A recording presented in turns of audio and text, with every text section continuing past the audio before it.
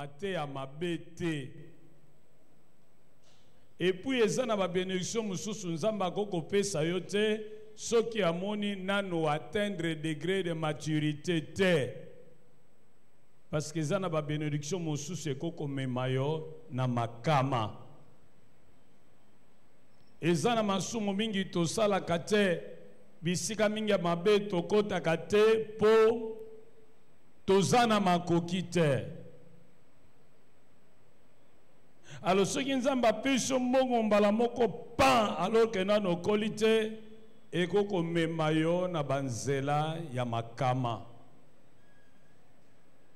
Nzamba koko confier yo ba responsabilité minene te soko zalina nous immature. Voilà pourquoi il faut s'en associer kolongo na immaturité spirituelle pour comme spirituellement parlant mûr. Yangonde nazo ko encourager yo soko ye na enseignement ya kana kaye ya kana bik de préférence somba ba agenda o ya kala bongo koma kana kati po ba agenda wana ebunga kapamba pamba te pe okoko bomba yango facilement na bibliothèque na yo ekoko sunga yo mokolo mususu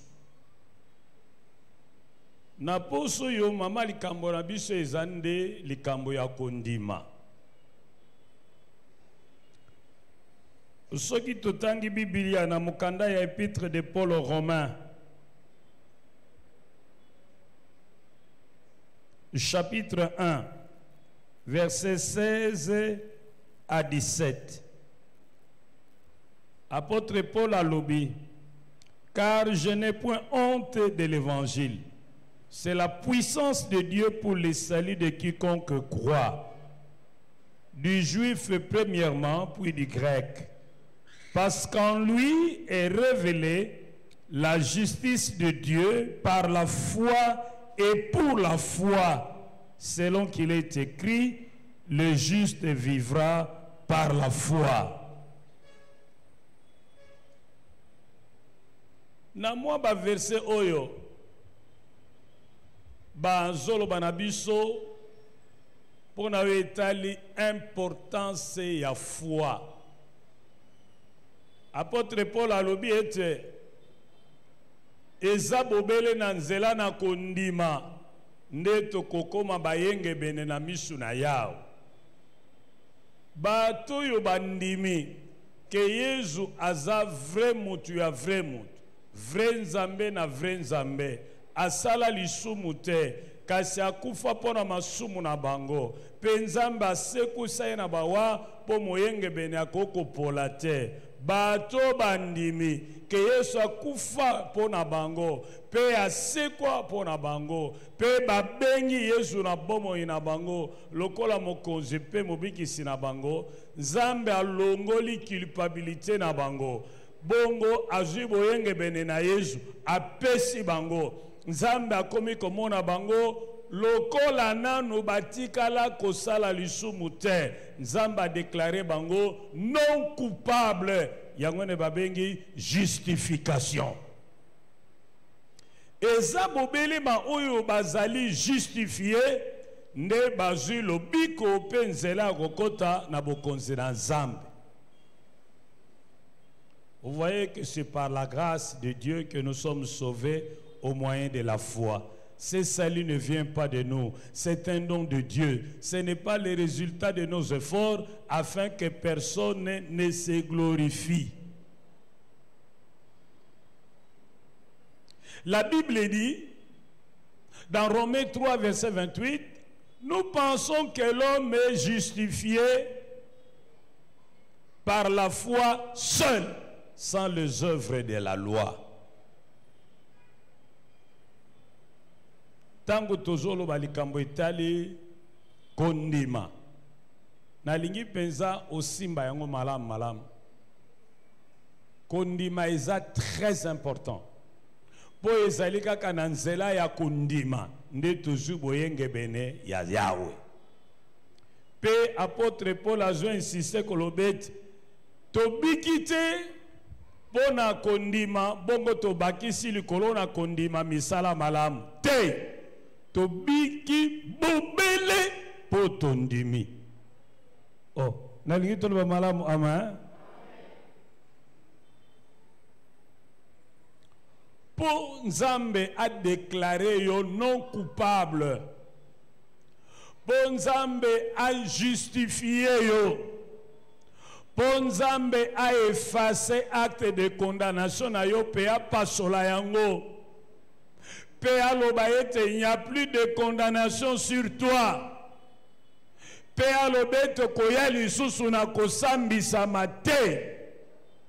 Père le casier judiciaire nayo sur le plan spirituel est commis vierge. Condition Zakasemoko Dima. Car Dieu a tant aimé le monde qu'il a donné son Fils unique afin que quiconque croit en lui ne périsse point, mais qu'il ait la vie éternelle. Jean 3,16. Bible lobby, c'est par grâce que vous êtes sauvés. Ephésiens 2,8. Eza bobele na ngolo na Nzambe nde tosili kobikisa. Eza na makasi na biso te. Eza bobele na ngolo na ye mpo tondimi. Soki ondimi Nzambe asali yo ngolo. Mutu moko te akoko mériter lobiko. Lobiko eza cadeau. Nzamba pesi biso po ayokeli biso mawa. Ayokeli biso mawa po na nini? Ayokeli biso mawa po tondimeli Yesu Masia. Zuma na ndenge ngako ezoke. Sikawa na version tuti kotanga na Romain. Balobi na biso ete. Batu yu babiki na nzela ya kondima. Nzamba lingi ete bomo ina bango mobimba bazala batu na kondima.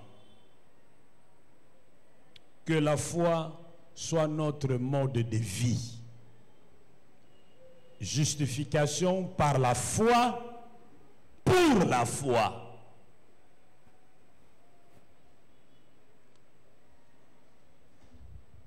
Donc, abalobi na biso okoki kobika bomoi na bo Kristo te oyo ezosepelisa Nzambe soki ozangi kondima. Ndenge balobi na biso na mokanda na Hébreu balobi nini? Sans la foi, personne n'est agréable à Dieu. Nazozongela okoko tosa Nzambe, okoko sala misala kitoko, kosunga babola, kosunga ba prisonnier. Okoko tambola na bubangi okende na mwasi abatute na mobali abatute uiba kate okosaka te oswana kate ulula kate ozaka na makanisa mabete ozaka na baposa mabete osilika kate. Vraiment ce qui batali yo par rapport à la loi oza irréprochable. Kasi soki ondimeli Yesu te nyonso wana na miso Nzambe ezali zéro. Isaïe 64 verset 5. Car nous sommes tous comme des impurs et toute notre justice est comme un vêtement souillé devant Dieu. Personne ne peut être sauvé par ses œuvres. Que devons-nous faire pour être sauvés? Que devons-nous faire pour Dieu pour être sauvés? Réponse Angoyo. Rien. Mais que devons-nous alors faire pour être sauvés? Nous devons seulement accepter ce que Dieu a fait pour nous à la croix et dont il a attesté la toute suffisance par la résurrection de Jésus-Christ d'entre les morts.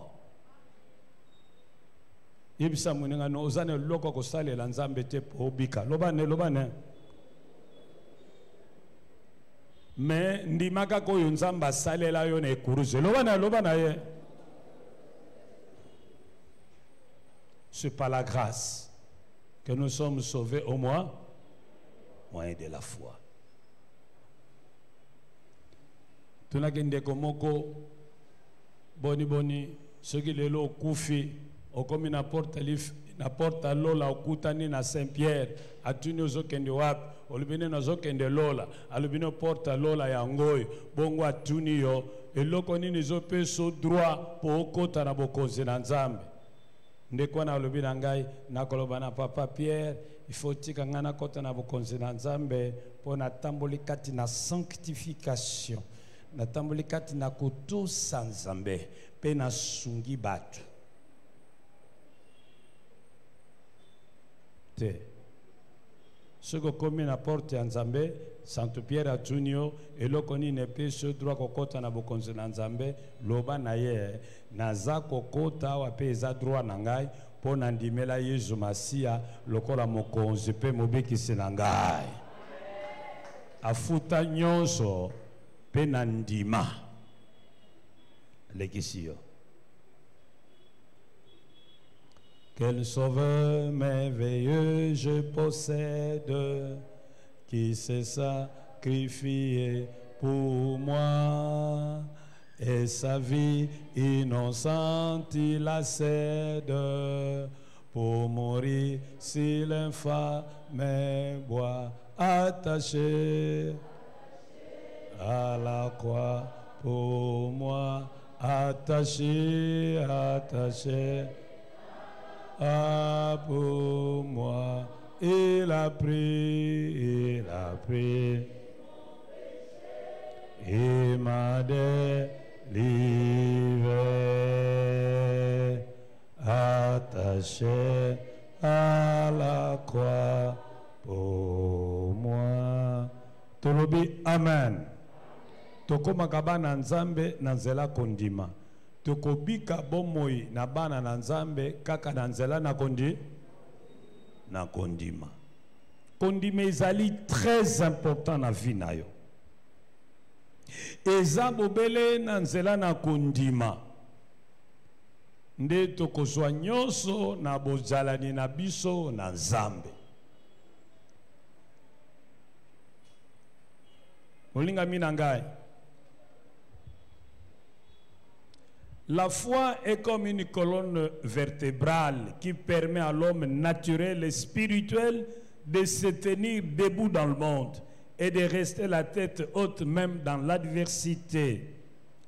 La foi dont je parle ici, c'est la foi naturelle, celle qui permet à l'homme d'attendre ce qu'il espère, les meilleurs, qui n'envisage ni mal ni pire. Awa nalobi na mukuse pona likambo etali importance sa foi poto kolobelangwa en détail na suite ya enseignement. Lelo na lingio noté premier point tozoye ko la type de foi, typologie de foi.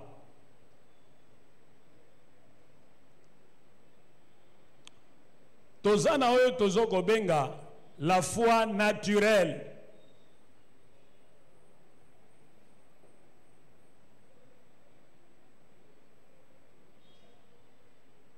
La foi naturelle. Wanande premier type ya foi oyo tozali na yango. Et puis on aza kobenga la foi surnaturelle. Balinga minangai. Foi pour comprendre yango na mukuse po susi nanga eza kopesa makambo likolo te mais oyo biso nyonso tokoko comprendre. Foi to kondima eza lokola colonne vertébrale ponga na telema waboye nazana na mukukilo nanga nyonso eza na colonne vertébrale. So colonne vertébrale ezi problème okomi paralysé okovanda okotelema lisusu te.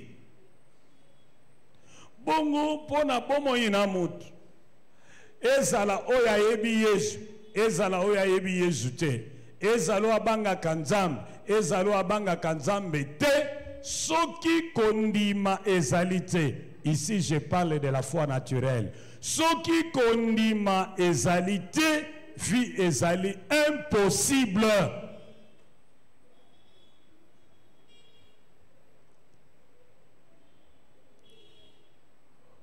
kondima awa ezanini onazoloba foi naturelle ezali confiance ozana yango na eloko pe na nzela nango ozozela bolamu na eloko wana na pesi ndakisa bokomona ke makambo nyonso tozosala eza ya kondima soki tolingi kopelisa mwinda tokosala nini toapuye interrupteur soki oapuye interrupteur eloko nini ozozela soki mwinda epeli tokoloba nini mwinda eziki mais tango fini oza sûr que mwinda il faut epela eza likambo ya kondima assurance on oza nango yango babengi foi tu as la foi dans les systèmes électriques qu'en appuyant sur l'interrupteur la lampe va s'allumer. C'est une foi, mais c'est une foi naturelle. Pesandakisa mususu olingo kende na Afrique du Sud ozimbongo okena bureau na ville one kosomba ticket lakisa passeport visa zali al batekeli otikozo kende wapi Johannesburg pesa mbongo $800 pesi $800 bapeso ba papier ya pamba mais moi ba papier ya pamba nozana confiance que soko kenango na aéroport olakisi passeport na yo na ba papier wana bakopesa yo boarding pass carte d'embarquement okokoto ko voyager ata ozana valise te. Oh nalingi toloba malamu amen. Tango balekisi yo na immigration oleki na stade d'attente babengi bino oke omati ovandi okangi ceinture oza sûr que eloko wana ekopumbwa oza sûr que eloko wana ekokoma na Johannesburg oza sûr que eloko wana ekokita eloko ezosala kozala sûr obanga te oenvisager mabe te mais oenvisager kaka bolamu eloko wana yango ne babengaka kondi me wana ezali foi naturel kondima yokanga malamu yango nde esalake okene hôpital batali yo bamoni wana appendicite ekomi egi ifo topaso yaka na mbongo oke koluka mbongo oye opesi babina lekota babongisa yo babongisi yo mata longola bilamba mata na mbeto mati na mbeto munganga moko ya tubio tongo lali bongi après mususu ya pasuli yo oyebi bien ke mbuta mutu ana kupasula yo akobimisa michopo na yo akolongola eloko babenga appendice sima nango azongi akangi lisusu mozana kobanga tozana confiance kata pasuli ata abimisi ata akati akozongisa akokanga okozonga na ndako na yo wana ezali nini kondi kasi wana na bengi eza foi naturel.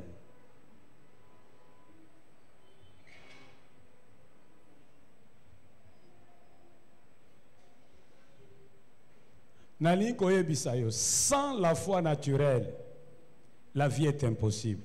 Po yo vande na kitwane sozobanga ovando za tranquille po nani noza tranquille po assure que kobuka na te foi naturelle mote vandi soana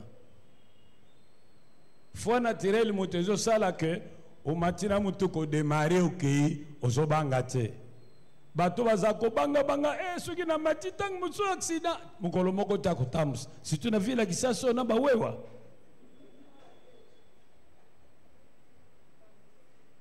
mais biso tozana kondi mokoti temps ok na yo wewe le yo fika tega to komiti na ndako foi naturelle sans la foi naturelle la vie ordinaire, la vie normale n'est pas possible.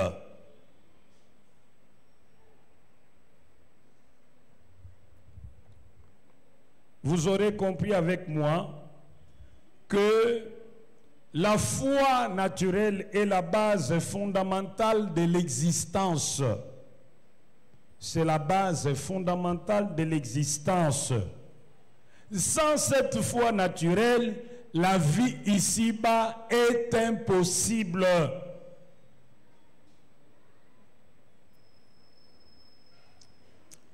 Mais à côté de la foi surnaturelle, à côté de la foi naturelle, il y a la foi surnaturelle.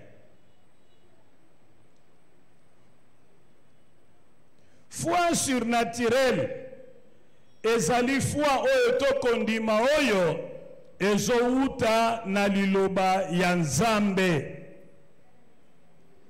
Foi surnaturelle, c'est cette foi qui nous est communiquée par l'écoute de la parole de Dieu. Yangonde bazolo bela na mukanda, il y a Romains chapitre 10 à partir du verset 8. Que dit-elle donc? La parole est près de toi, dans ta bouche et dans ton cœur. Or, c'est la parole de la foi que nous prêchons. Si tu confesses de ta bouche le Seigneur Jésus, et si tu crois dans ton cœur que Dieu l'a ressuscité des morts, tu seras sauvé. Car c'est en croyant du cœur qu'on parvient à la justice, et c'est en confessant de la bouche qu'on parvient au salut. Tolobi malam, amen. Oyonde foi surnaturelle. Foi oyo okozwango na kobotama na yote, na éducation na yote. Lokola ndenge tozwi foi naturelle. Mais foi oyo okozwango kaka na nzela ya liloba ya Nzambe. Kaka na liloba ya Nzambe. Cette foi surnaturelle vient de la parole de Christ. Et elle s'ancre ou elle se fonde en Dieu, en sa parole et en ses promesses. Cette foi repose sur Dieu, sur la parole de Dieu et sur les promesses de Dieu. Kondimo tozobenga foi surnaturelle, yango ezumo boko, likolo na Yahweh, likolo na liloba na ye, pe likolo na bilaka na ye.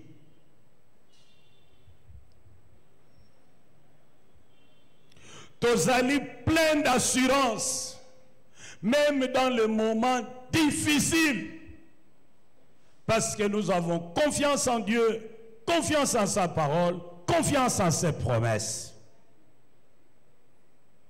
Tous en assurance que quelque chose de bien va venir, parce que nous avons confiance en Dieu, confiance en sa parole et confiance en ses promesses. Bien-aimés,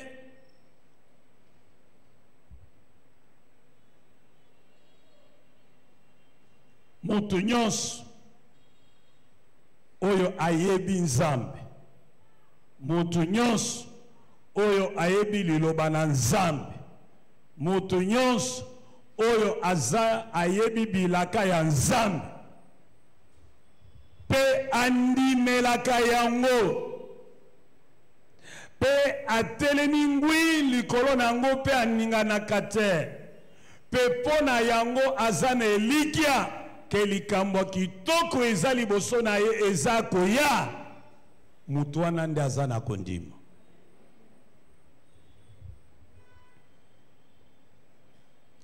Na Hébreux 11,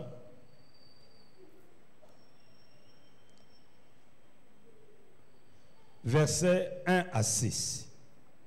Avant d'aller plus loin, j'aimerais vous dire que la foi est promissoire. Celui qui croit a confiance en Dieu, en sa parole et en ses promesses.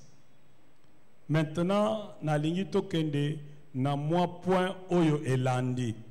Iloko nini yango kozala na kondima. Tango na ko expliquer iloko nini yango kozala na kondima.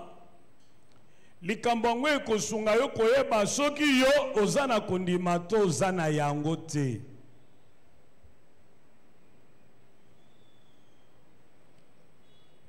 Liboso na lingi koyebisa yo que la foi n'est pas une adhésion cérébrale, rationnelle à une kyrielle de vérité doctrinale. Ce n'est pas ça la foi. Ce n'est pas une adhésion à une série de vérités doctrinales. Ce n'est pas ça la foi.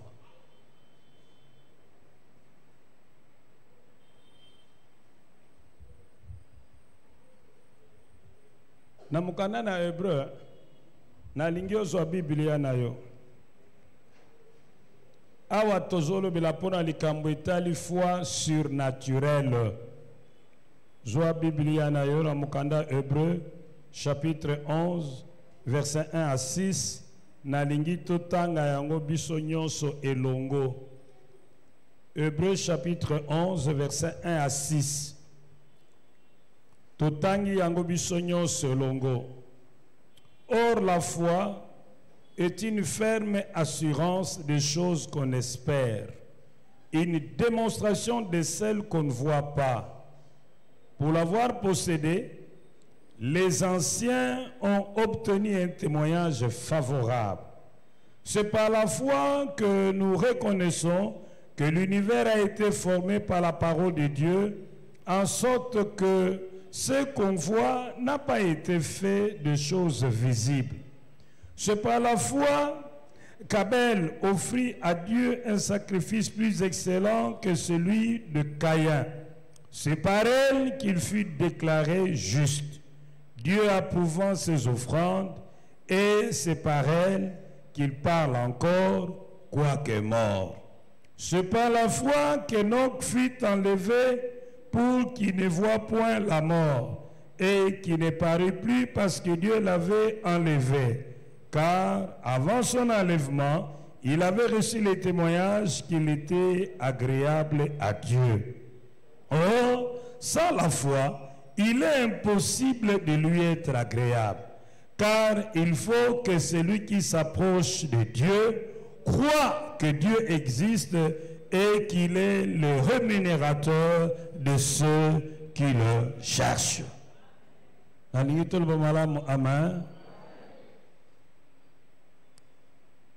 Awa tomoni belé na makambo no etali kondima.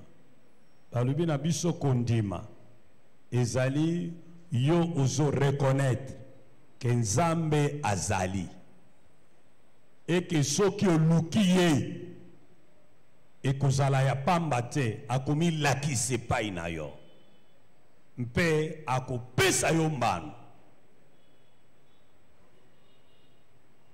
Tango naza koloba awa ezali très important toyeba ete kondima ezotala kaka ba vérité biblique te, mais kondima ezotala mingi mingi rapport ya biso na Nzambe oyo alobaki pe oyo apesaka bilaka.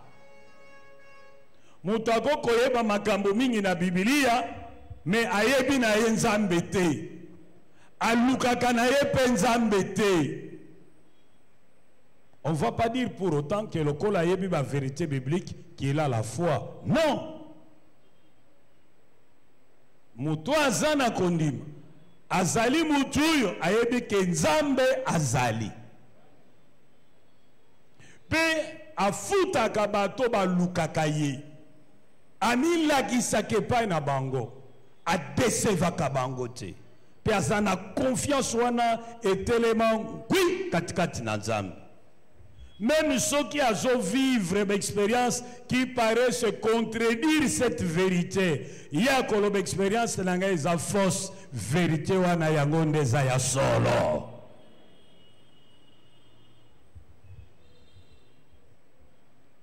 Mais qu'est-ce que c'est qu'avoir la foi?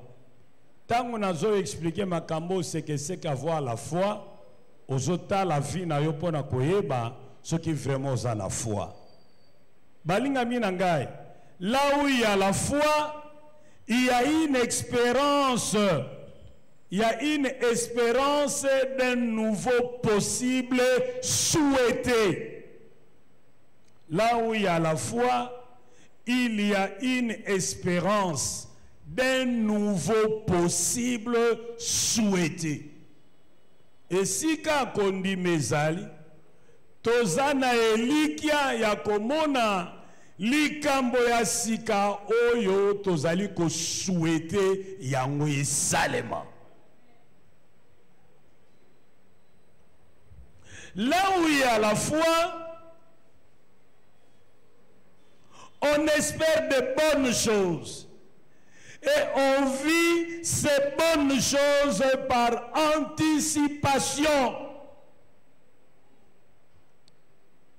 Et si ka konde mezali, ezali na makambo ya kitoko, oyo tozolikia yango, pe tobandi kobika ya mona komona yango na misu. Tozali kobika yango na nzela na maloba na biso, tozali kobika yango na nzela na comportement na biso, tozali kobika yango na nzela na réaction na biso. Nde sika kundi mezali. Nalingi toloba malamu amen. Nalingi n'expliquer point oyo. Ezaka mukolo moko Napoléon Bonaparte. Oh. Non, c'était Charlemagne. Ye Charlemagne azaki mokonzi na mapinga. Azoleka mapinga na ye en revue. Natanga lisolo wana na mwa calendrier tobengaka bonne semence. Desika natanga yango.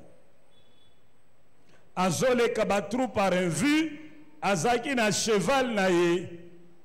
Azoleka azotala ba soda na ye. Mbala moko punda na ye, tutuki punda na ye lauki. Eba niko pumbu saya ninja kweya. Bongo soda moko azaki na mulongo abimi. Akeya secourir à maîtriser cheval. Cheval évandinien.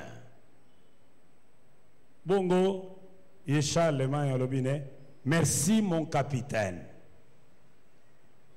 Nalingi tolo bamalamu amen. Soda wana zakili kili. Mais mokonzi ya ba soda nyonso oya pesaka grade. Abenge nani? Merci mon capitaine. Défilé qui a kenaye. Si que comme midi, tant il faut ba soda wa kende kolia. Ba officier bazaka na messe na bango. Bali kilipe bazaka no ya bango esika ba kende kolia. Bongo mutuana tango kolia ekoki akena côté ya ba officier. Oh, tout le monde amen. A koti avani. Bongo ba officier yo ba mesana koko. Oh, mo ili kilu yo. E ko vanda e ba officier ndenge. Bongo mutwana ko tuna me yo oyo ko vanda ndenge ne bime. Yebite depuis ce matin mon consalo ba ke nazalika.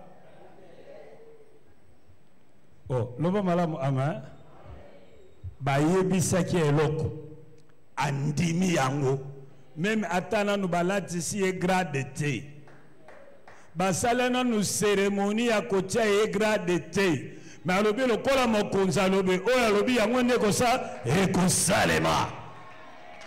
Il agit en conséquence, accueille avandi. Tango batuni ye, me yo zali kili, oye kosala nini sika na mesa bakonzi. Abi yo yoka kite, depuis tongwa lelo, mokonzi alobaki na komi capitaine. Yangonde na ye na vandawa. Amemela kibiloko, batiela ki ye, aliaki, amelaki. Nazotuna, est-ce que batiaki déjà bagrade na mapeka?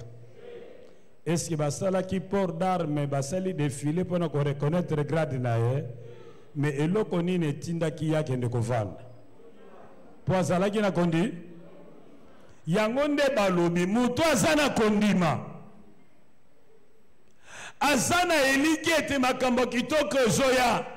Mais en attendant, avant batia bagrade, bapese mukanda, oyo ezolobe ete azali capitaine, azali kobika déjà lokola capitaine, ake esika ba officier bazali avant, yepe azali kolia epa na bango boyelanga mai, boyelanga masangawa, na kolia musune. Mais soka zana kondimate, ata babenga ki capitaine, akozonga kaka na rang, il y a des soldats de rang avant de azozalaka kino mokolo bakotia ye grade la mapeka te mokonza lobaki banda na tongo lelo nazaka capitaine ba o baza chargé ya kotia grade la mateka na mapeka nanga bazo wa disposition na bango ba fixer nga jour ba ya kotia mais en attendant ba ya kotia nga na vanda wa na molongo ya ba capitaine.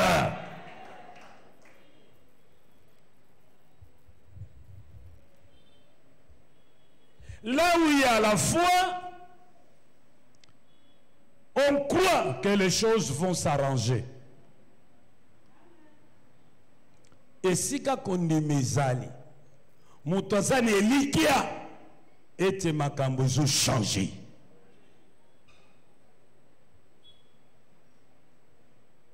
Cette espérance, cette attente positive, cette confiance, cette assurance repose sur Dieu, sur sa parole et ses promesses. Mutu azana kondima, azali mutu oyo, ayebi ete lokola naza elongo na Nzambe, lokola natie confiance na ngai pa na Nzambe, lokola natie confiance na nga na liloba ya Nzambe, lokola natie confiance na ngai na bilaka ya Nzambe, situation naza nango eza provisoire, ezo changer, ezo baluka, pe ya malamu ezo zwa place na oya mabe, santé ezo zwa place na esika malade, bobola ezo longwa, ezo tika place na bozwi, échec ezo longwa, ezo tika place na succès, kolele ezo longwa, ezo tika place na esengo.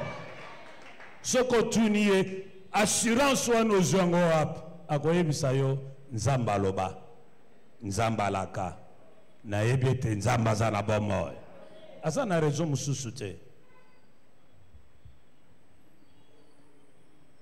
Nazo continue kobeta sete assurance ya mutu wana, confiance ya mutu wana, conviction ya mutu wana que luko malamu eza sur le point d'arriver, eza na source mususu te kaka Nzambe, liloba ya Nzambe, bilaka ya Nzambe.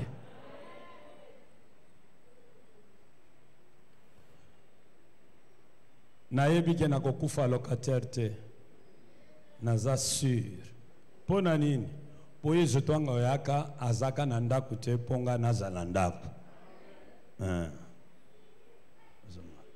Bible alobi, lui qui était riche, il se fait pauvre pour que par sa pauvreté, nous soyons enrichis. Nous avons confiance. Oh, l'homme malam, amen.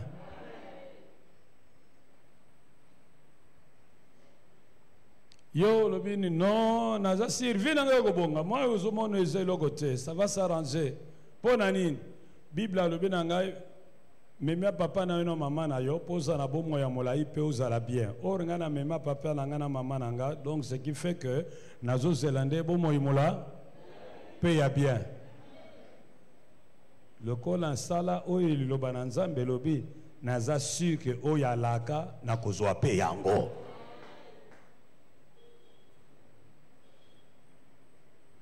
Na lingi toloba malamu, amen. La foi, c'est prendre Dieu au mot. La foi, c'est prendre les promesses de Dieu au mot et agir en conséquence. Dieu est ce que la Bible dit qu'il est. Dieu a ce que la Bible dit qu'il a. Dieu peut ce que la Bible dit qu'il est capable de faire. Dans le domaine de la foi, Dieu et sa parole, Dieu et ses promesses sont intimement liés et indissociables. Celui qui croit prend Dieu, sa parole et ses promesses au pied de la lettre. Potoloba ke ozana kondima esengeli ondima ke nzamba azali pe nzamba azali oyo Biblia alobi ete ye azali ke nzamba akoki kosala oyo Biblia alobi ete ye akoki kosala ke nzambe azana makoki oyo Biblia alobi ete azana yango. Potoloba ke ozana kondima esengeli ondima ke liloba ya nzambe eza solo pe nyonso ekomama na kati ekokokisama. Po tolobe tozana kondima esengeli oyeba bilaka na nzambe pe ondima ke ye nzambe apesa bilaka wana azana makoki akokokisa yango.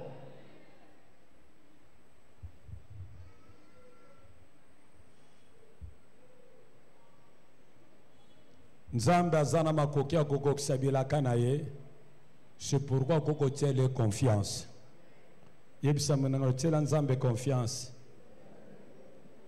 Po aza capable. Ya kosala o batu balemba ni kosala. O eza impossible pa na batu. Eza possible pa na nzambe. O loba malamu ama.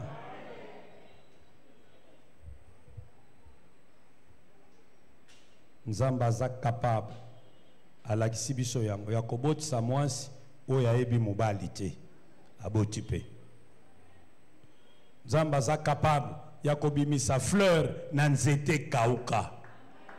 Nzamba aza capable.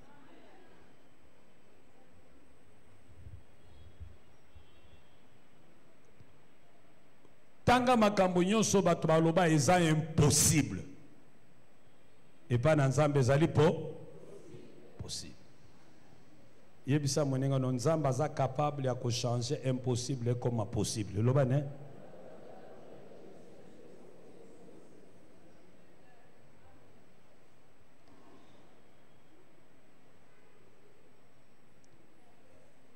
Balubi na biso nzambe ce qu'a pese laka akokisaka. Parce que azali fidèle. C'est pourquoi il est digne de confiance. Dieu est digne de confiance parce que il est fidèle et capable de réaliser ses promesses. Dans Nombre 23, verset 19, il n'est pas un homme pour mentir. Dieu n'est pas un menteur. Il est impossible que Dieu mente. Alors, tu as de confiance, il a bien. Dans le bien, dans Nombre 23, 19. Dieu n'est pas un homme pour mentir, ni un fils de l'homme pour demander pardon, pour s'excuser.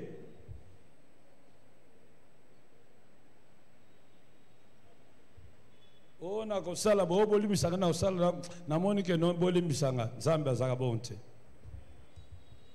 Il dit tes mots et la chose s'accomplit.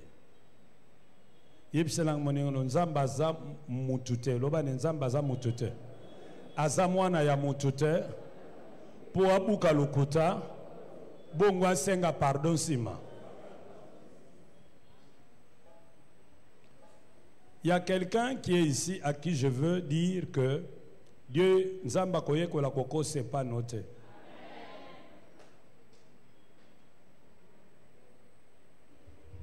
Nzamba koye ko la koko c'est pas noté.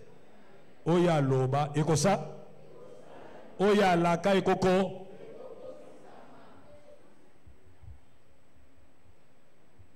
Na mukanda 1 Samuel 15 verset 29. Dieu ne ment point et il ne se répand point.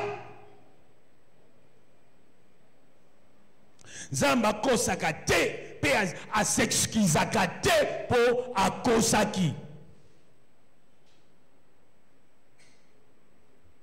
Na Psaume 138 verset 2, balobi na biso, sa renommée s'est accrue par l'accomplissement de ses promesses. Dieu est capable de faire tout ce qu'il dit.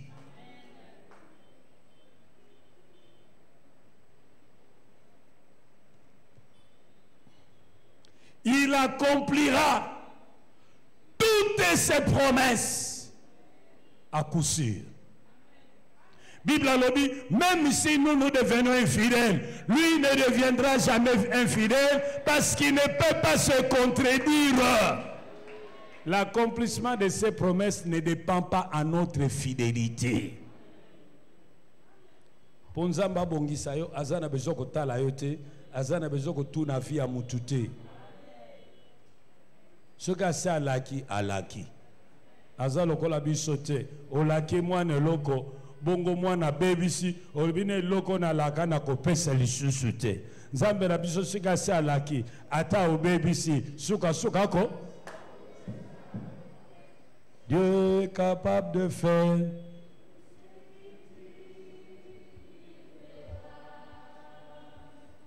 Il accomplira toutes ses promesses avec toi. Je ne pas Dieu, il ne t'abandonnera pas. Il fera. Amen. Ozali wate. Amen. Ce qui nous a bassé lobby, ce qui nous a bassé laki, banganga basangana, bandoki basangana, bademo basangana, oya loba suka esa esaleba. Personne n'est capable d'obscurcir les desseins de Dieu. Ce qu'il a dit, il le fait. Zambaza politicien te. Yipselanga Zambaza politicien te. C'est un politicien congolais te. Birindoya alaka ba fonctionnaire pour les kokota na san na bango ekota te. Ngunza pe aya alaka et salemati. Les politiciens congolais pesa bilaka na tembe. Mais souvent, ils sont balaka eko. Albino tang bukanisa kanzamba za mokonzi aluzo transposer bukonzi ba chef congolais na nzambe. Nzamba za lokola ba politicien na biso te, Nzambe na biso, Nzambe na Abraham, Nzambe na Isaac, Nzambe na Jacob, soka laki kokokisama. Aloba na Abraham bokokende en Égypte bokozala baumbo bakitanu bakende en Égypte bokozala baumbo bakosala 430 ans na kobimisa bango tango ekokaka abimisa ka bango. Dieu est fidèle.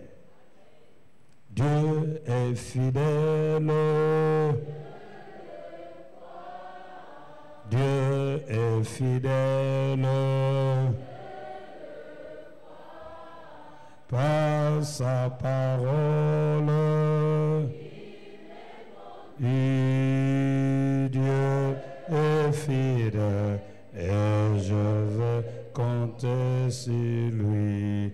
Mieux on connaît Dieu, plus on a confiance en lui. Mieux on connaît Dieu, plus on a confiance en sa parole. Mieux on connaît Dieu, plus on a confiance en ses promesses. Troisième point, les attitudes d'un homme de foi. Les attitudes d'un homme de foi.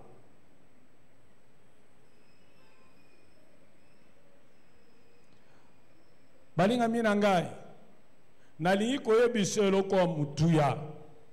Soki ozali mutu moko kangami na Nzambe, okangami na liloba na ye, okangami na bilaka na ye, tu vas perdre beaucoup de choses. Tu vas perdre le doute. Tu vas perdre la peur. tu vas perdre le stress. Tu vas perdre les insomnies. Tu vas perdre le trouble, tu auras la paix. Voyez les attitudes d'un homme ou d'une femme de foi.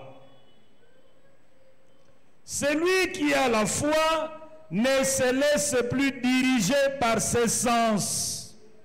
Il ne se laisse plus diriger par ce qu'il voit. Il ne se laisse plus diriger par ce qu'il entend. Il ne se laisse plus diriger par ce qu'il sent. Mais il se laisse diriger par la parole de Dieu et par ses promesses. Dans Mukanda 2 Corinthiens 5 verset 7. Bible lobby. Car nous ne marchons pas par... T'entends bien. Car nous marchons par la foi et non par la vue. Nous marchons par la foi et non par la vue. Les regards de celui qui a la foi sont fixés sur Dieu, sur sa parole et ses promesses, et non pas sur ses problèmes et les circonstances qui l'entourent.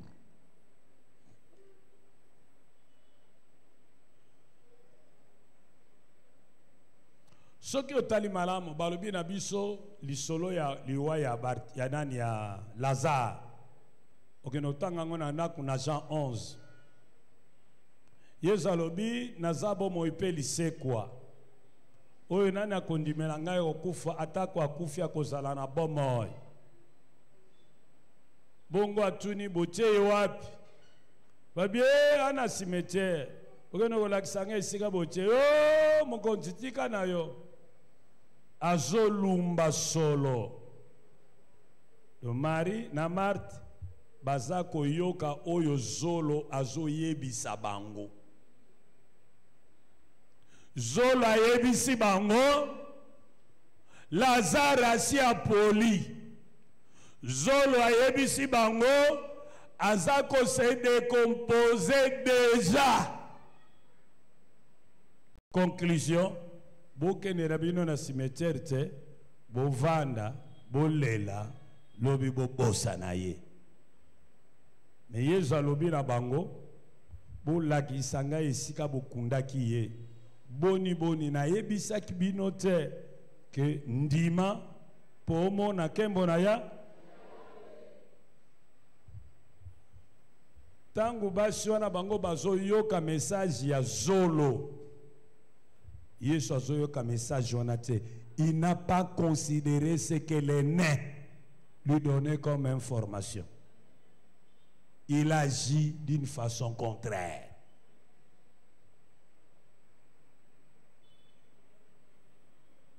Nalingi toloba malam amen. Botala lisolo ya Bartimée. Yesu azoleka Batima ya zoganga. Mo Yesu mwana na Nzambe yokela ngai mawe. Bato bazaki pembeni balbi tika makelele yo. Muta musika wana akacha yoka yo. Bartimée n'a pas considéré ce que ses oreilles lui donnaient comme information. Ses regards étaient fixés sur Jésus. Oh, loba malamu amen.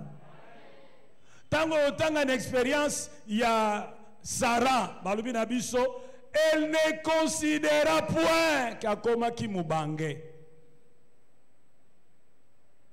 Ezala Abraham, ezala Sarah, ils n'avaient pas considéré âge na bango. L'âge et l'école leur disait, bino boza déjà dépassé.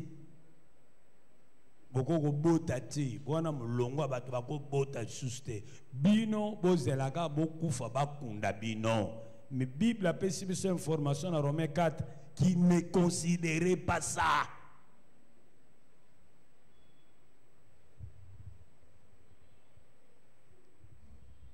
Et ça n'a pas tout mingi bazoye biso belé dans makam. Peso ko landango comme on dirait ba na raison. Mais na poko lelo na linko yebisa loba na bango ba na tort. Parce que Nzambe na yo aza capable la kosala o bango ba lobi ezali impossible. kobungisa kondima te pona oyo zobika, kobungisa kondima te pona oyo zomona, kobungisa kondima te pona oyo zoyoka. Batela kondima na yo. Nzambe nano akufi te, pe akokufa te. Nzamba lembi te, pe akolemba te. Nzamba bosani yo te, pe akotikala kobosa na yo te. Kozala presse te. O zotala âge. Nzamba zande ori attend. Si pour accomplir ses promesses, attends kufi il faut seku sayo kosala yango. Longola, kobungisa kondima te.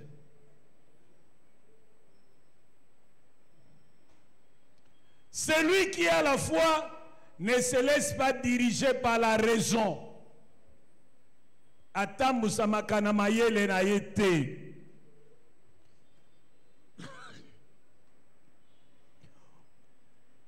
Mutu yazana raison. O babengi mutu azana bongo mayele. Mutu azana mayele.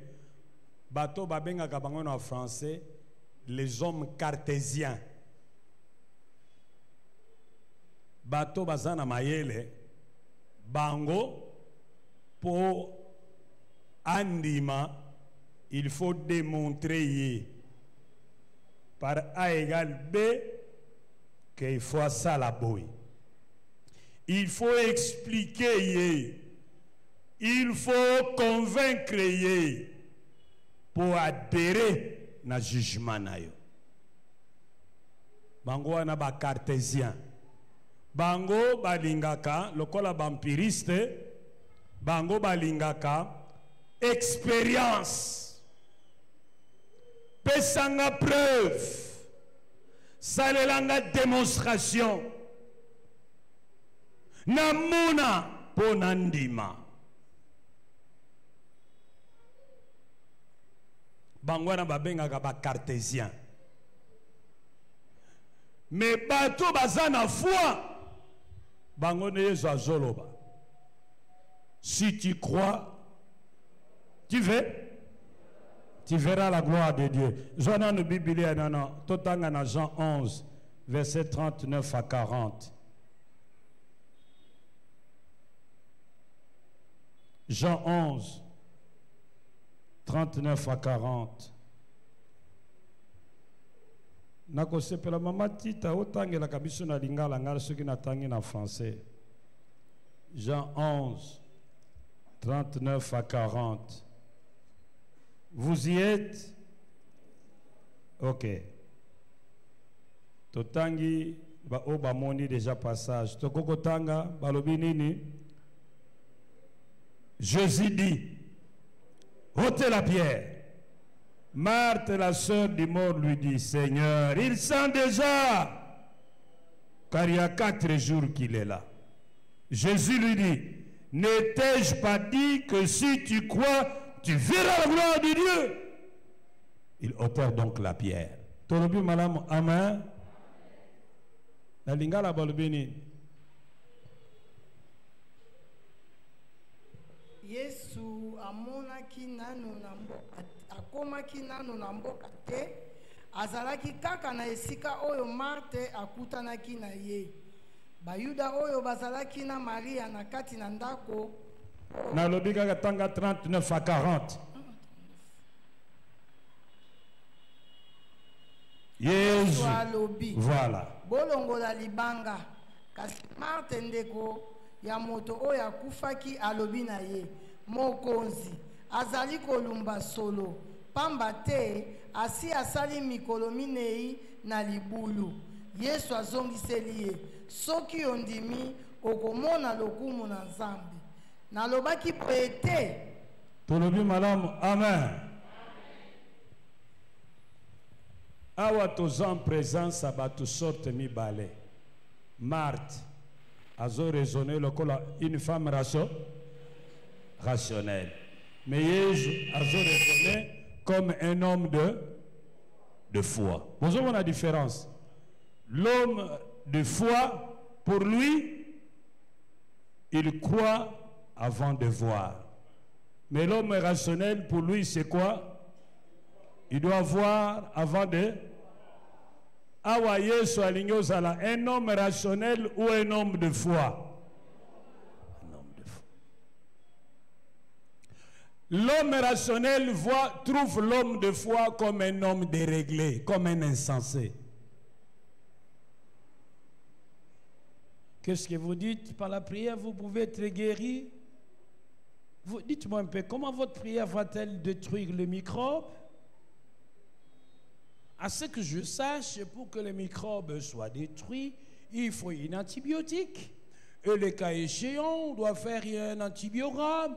Comme ça, on saura de quel microbe il s'agit et on peut lui donner une antibiotique adaptée. Non, non, par la prière, il peut guérir. Bon, avant que je croie, priez, guérissez-les, puis je vais croire. Ça, c'est un homme là.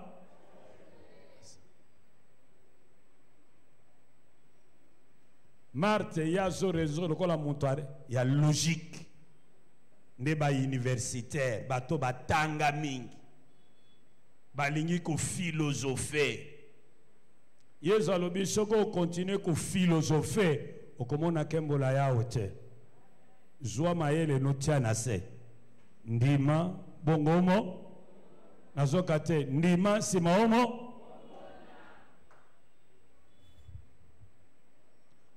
Bien-aimé, ezana mutu moko babengi Thomas d'Aquin. Ya lobi, à celui qui a la foi, aucune explication n'est nécessaire. Mais à celui qui n'a pas de foi, aucune explication n'est possible. Bien-aimé, la raison ne peut saisir que ce qui se situe dans l'espace et le temps. Mais la foi saisit même des réalités au-delà du temps et de l'espace. Car la foi transcende la raison. La raison voit le bateau jusqu'à l'horizon. Mais la foi voit le bateau au-delà de l'horizon. On n'a pas besoin de la foi dans la zone du... On n'a pas besoin de la raison dans la zone de l'impossible. La raison n'a de place que dans la zone du possible. Et la foi n'est pas utile dans la zone du possible. La raison n'a pas de place dans la zone de l'impossible. Et dans la zone de l'impossible, nous avons besoin de la foi.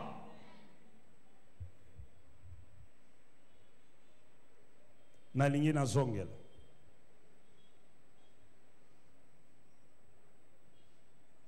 Na bomo na biso. Ezana makambo oyo mayele na biso ekoko sosola.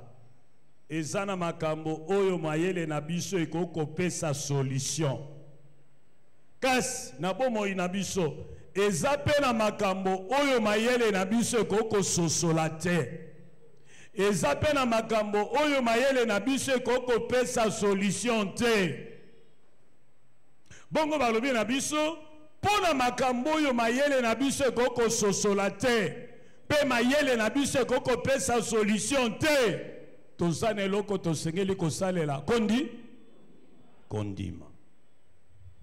Na vi na biso eza na ba zone soko koti na zone wana nyonso eza wana za possible. Okoko sala yango na mayele na yo na makasi na yo ba moyen na yo. Na zone wana foi azana besoin te ya koya. Ana besoin te. Mais ezana ba zone mususu, ba zone rouge.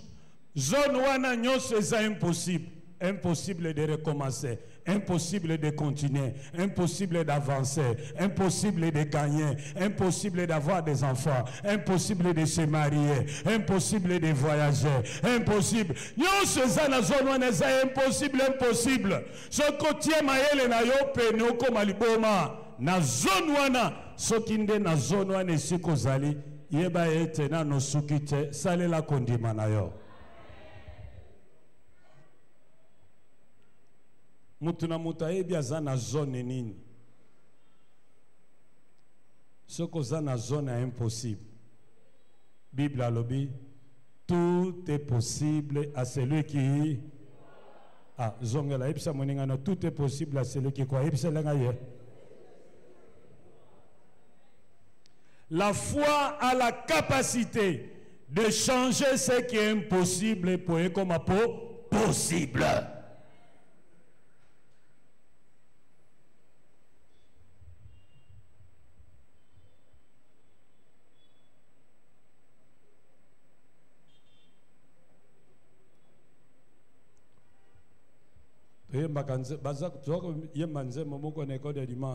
Crois seulement, mon frère, ma soeur, crois seulement.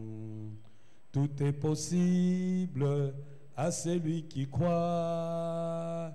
Crois seulement, mon frère, ma soeur, crois seulement. Tout est possible à celui qui croit. Crois seulement, mon frère, ma soeur, crois seulement. Tout est possible à celui qui croit. Crois seulement, mon frère, ma soeur, crois seulement. Tout est possible à celui qui croit. Nano silite, posana kondima, oye koko bongola, oye c'est impossible comme apo. Celui qui a la foi n'envisage pas l'échec. Troisième attitude, Yamutoazana Kondima. Il n'envisage pas l'échec. Quand il fait quelque chose, il n'a pas une solution de rechange. Namekaol, ce qui est simbité, nasala oy. Nameka nanu nanzam, ce qui est simbité, nake pas no comme neuf. Nameka nanu le sam, ce qui est simbité, nake na bokok. Muto azana kondima. Nzambe aza arrêté. Nzambe aza terminis. Oh, le va bien, amen. Ce qui a commis Nzamba Sukiwana. Aza suene sika okendete. Talaga Nzambe. Ce qui va te dire, oh, laisse tomber. Banzanonio se nasi na meke ilogote na zota la Nzambe. C'est pourquoi, dans Matthieu, chapitre 11, verset 28, venez à moi, vous tous qui êtes fa. Et ça, c'est comme qui dirait, Yesu alingaka batoyo, ba meki banzela nyons, ba échoué, ba lembi, ba zafiri, ndesiko ba ya epai na ye. C'est pourquoi alingaka sangisa te. Soko zo sangisa ko sala te. Po soka sali ko yebana te, nana sali. Ye to mutu. Oh, nalingi toloba malamu, amen. Mutu oyo azana kondima tangu azo bondela alobaka te na meka alba nazo bondela pe tangu azo bondela azo zela que résultat zoya envisageaka échec te. Il n'envisage pas un plan B. Il n'envisage pas une solution de rechange. Il a une attitude mentale positive. Il a un langage positif. Il confesse la victoire et pas la défaite. Il confesse le succès et pas l'échec. Il y a une harmonie entre ce qu'il croit et ce qu'il dit.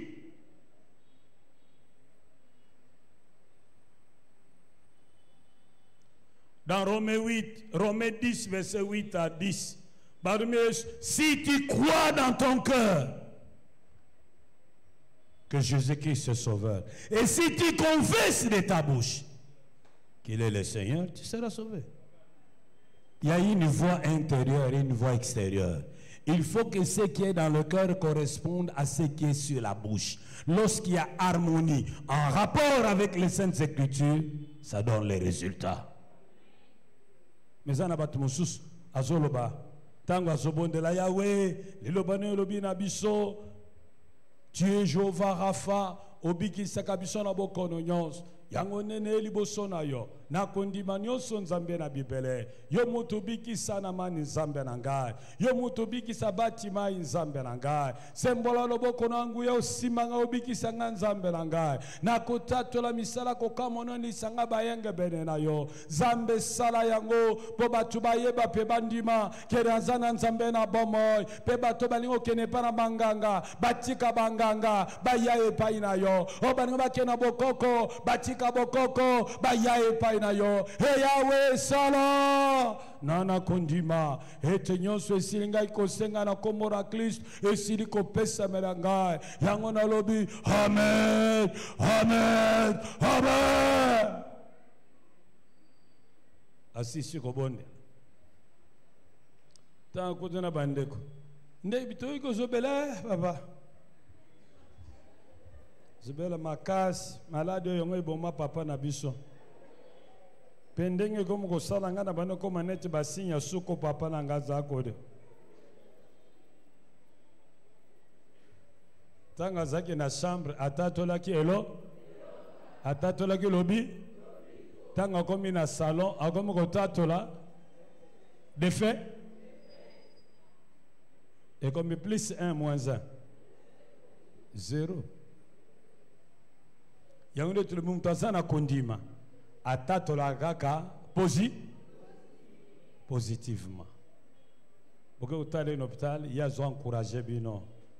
Na yebi zo sala bino pasi me bomi tongisa te nzamba azali. Azo sala. Mikolo leki naza kolala bien te melobi ça va.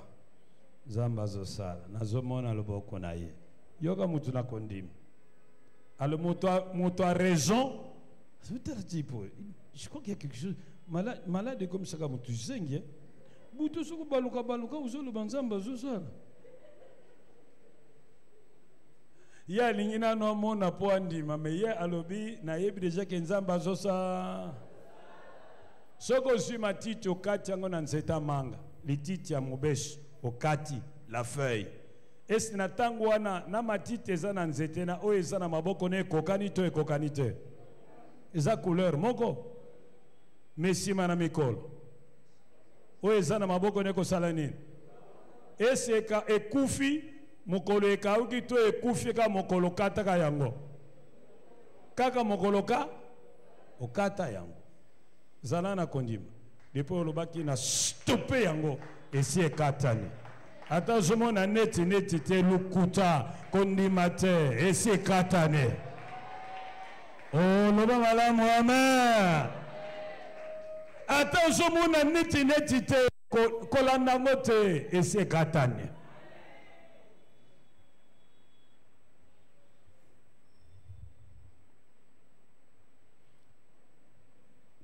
Problème na yo mingi. Tu ne vas pas jusqu'au bout. Tu espères un temps et tu désespères dans les moments qui suivent. Ça ne marche pas comme ça. Tu dois rester constant.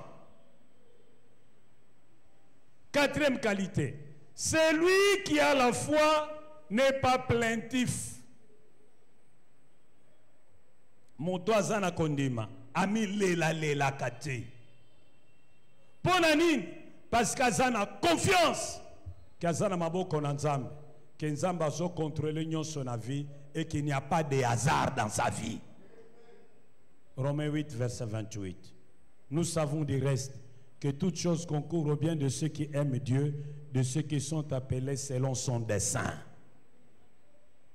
Mutwazana kundi matiela kanzambe mutema ni se plaint pas.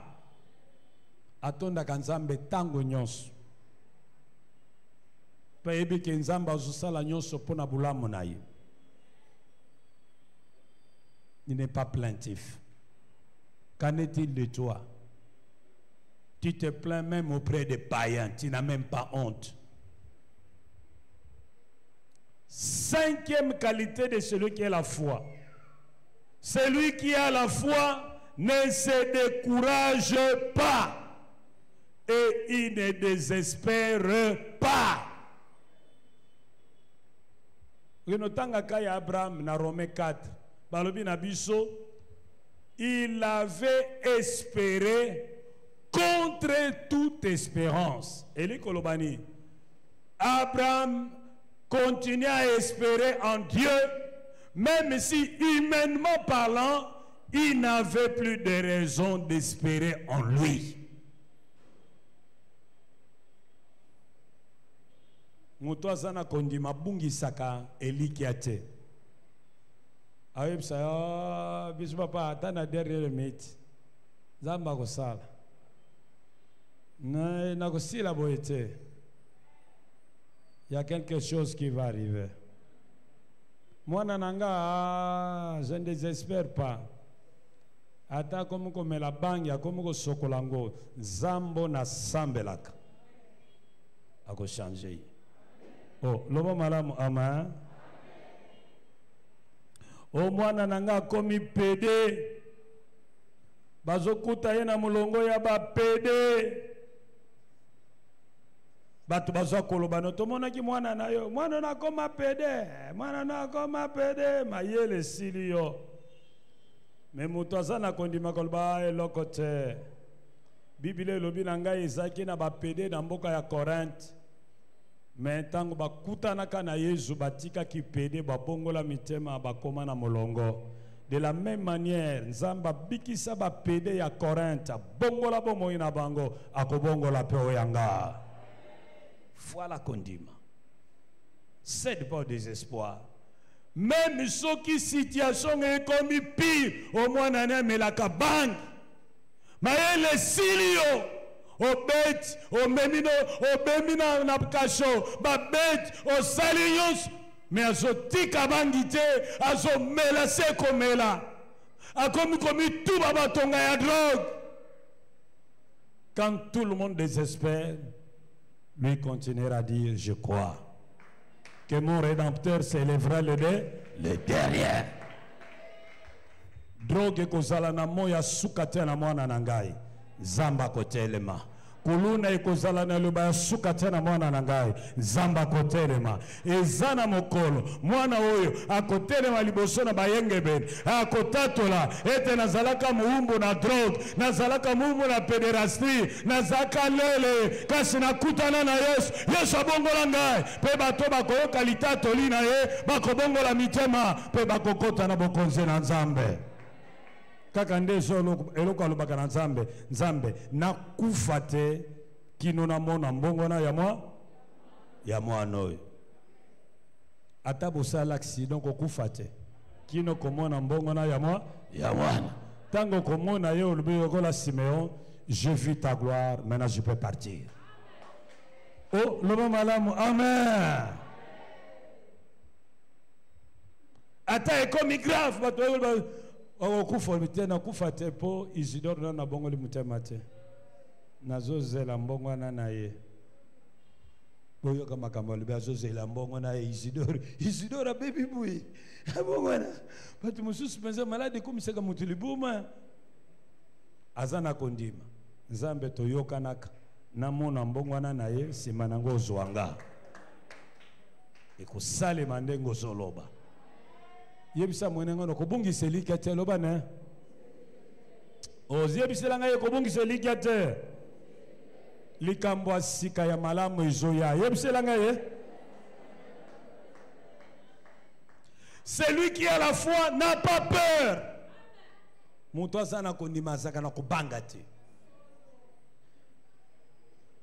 Il n'est pas téméraire mais il n'est pas peureux. Dans Luc 17, 5 à 6, pourquoi avez-vous peur, homme de peu de foi? Tout le monde est bangani, tout le monde bangani. Tu banga Satan, tu banga l'isum, tu banga muki. Finalement, tu banga banga na ba pese, na ba pou.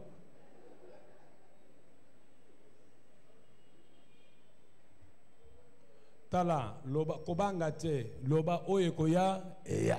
Yesu azananga. Yipselang munengono koya eya, loba ne. Yesu azananga. Akosa kate, alala kate, animba kate, azamu kokisya belaka. Oh, tolobi malamu amen. Septième nazo sukawana. Muto azana kondima atosaka. Dans Romains 16, verset 26, l'apôtre parle de l'obéissance de la foi. Alors, binzamba tinda kiye poa mema bapagano à l'obéissance de la foi. C'est comme qui dirait, Nzamba tinda kiye akene kote ya bapayen, poa mema bango na kondima. Kondima oye mona na kana botosi nzambe.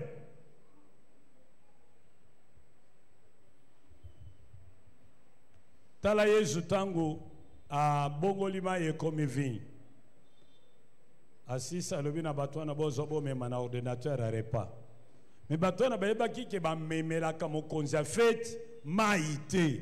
Ba memela ka mokonzi a fete vinu nde. Mais lokola Yesu alobaki na bango bo mema bato saki. Tangu bakomi na mokonzi ya fete mai ebongo ne komi ni ne komi vi. Pona nini Malia alobaki na bango faites tout ce qu'il vous dira. Tala le dit le preux. Yesu alobi na bango nini. Bokende pa na nganga nzambe. Bokende komi la kisi. Mais tango bazaki na Yesu ti bazoka bona. Maladi na bango ezaki komona batashi wana ya lepre ezaki nango. Mais batiaki tembe te pona koloba na Yesu. Oh, Yesu bakende ke pa na nganga nzambe soki obiki. Mitala batase zanan tout kende kaka boy ba diskita kite bango balolo kola lobi tokende kuna soki batune biso koloba ye mutatinda kibiso bokende pana banganga nzambe bo peso esengele beto ke merci mukonzi chemin faisant Bible alobi na biso bango nyonso babi kaki une foi qui s'est traduite par une obéissance active. Et le miracle se produit. Oh, lobo malamu amen. Molinga minangai. Okoko lobate kozara kondima kasoboyi kotoso nzamba zoyi biso sala. Fo lakisa kondima na yo na kosala ka oyo nzamba lobi no sala. Ezana makambo mususu soki nzamba yebiso sala likambo boye koyebisa mutu te. Salanka yomoko. Tala nzamba lobi na Abraham pesanga mwana no Isaac. Nazotu na yo. Soki Abraham ayebisaka Sarah. Sarah oyebi tango nazaki ya nzamba lobi langa nakende na bonzela ye Isaac. Azotu na bino, est-ce que Sarah n'a pas dit? Elle n'a pas de compréhension. Ah, pour na bengana ka mwana makango na yo Agar, ndesika olingo lela nga. Tala Abraham liboma no epanangate. Makambo bebaki. Nzamba koko yebiso sala likambo boye pona ngai. Na kosalela yo ya minene. Koyebisa mutute sala pezela. Oh, lobo malamu amen. Parfois Dieu nous demande des actes de folie. Tala prophète azoloba na veuve Sarepte. Kende lambelanga pona nanzala. Nzamba tinda ngai pa na yo kende lambelanga na nanzala. Moi sona papa Nzambe no zana bomoy. Moi farine ne tikali ya muke na moi mafuta. Ezaka na lambango nalia na mwana nanga simatokufa.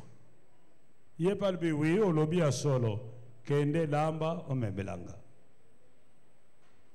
Mwasona pake alambe apesi prophète mwana nazotala prophète azolia avec onction.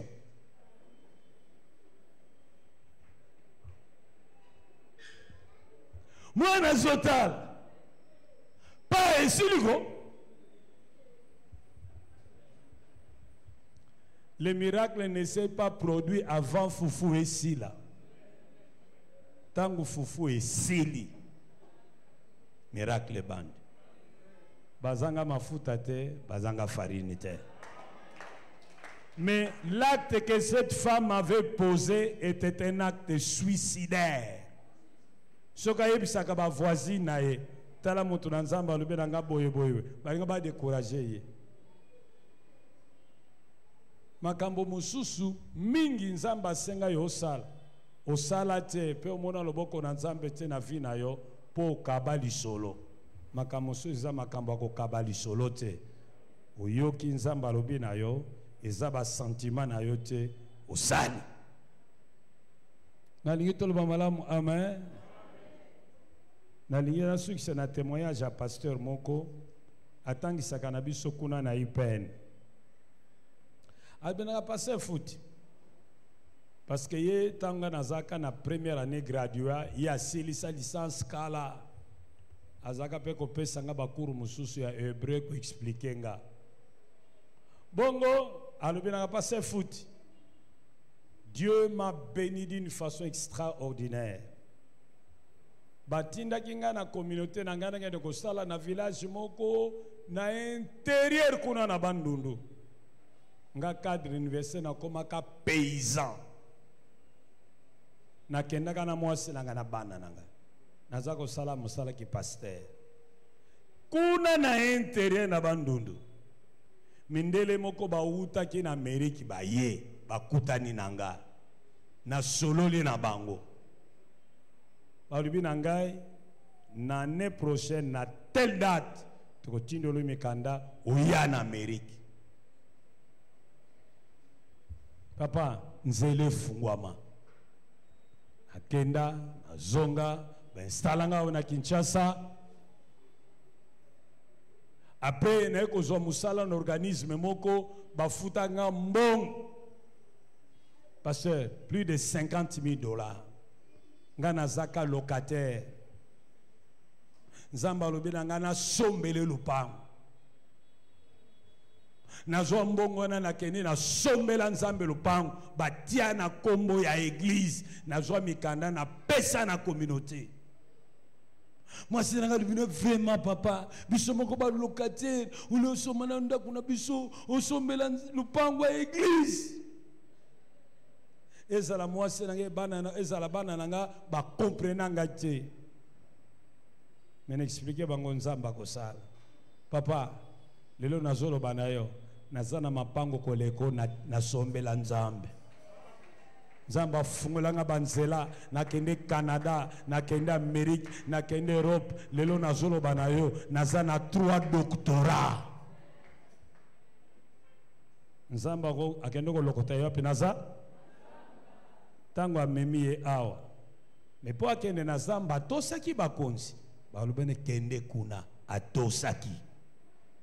Kuna na zamba baye kokutana na ye babimisi ye ake poto azongi azwi mbongo nesika somba ndako na ye asombeli église lupango apesi mikanda metango nzamba azongiseli ye akoma kosekaseka.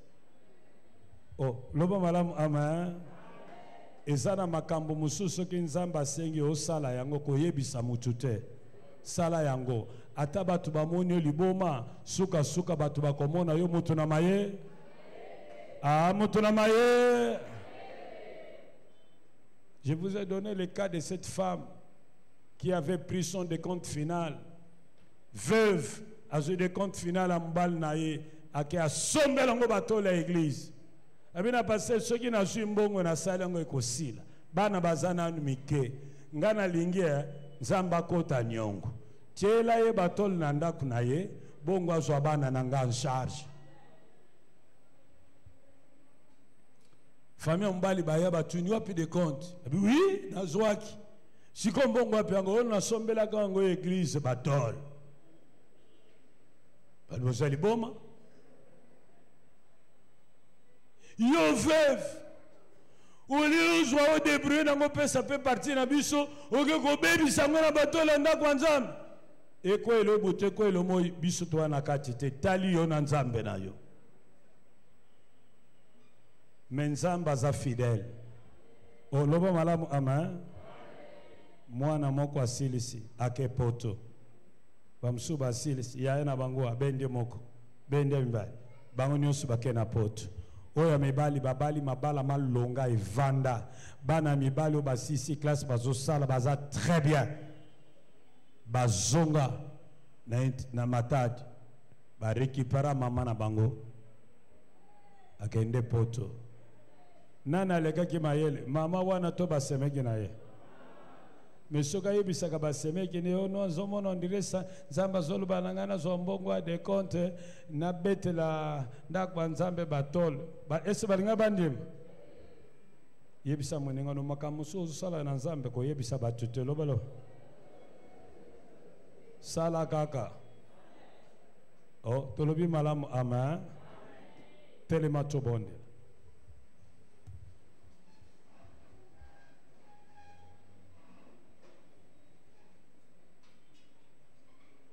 tombola maboko na yo bondela librement ndengo yokili loba na Nzambe koloba na yo yo moko bondela nakopesa maloba te bondela yo moko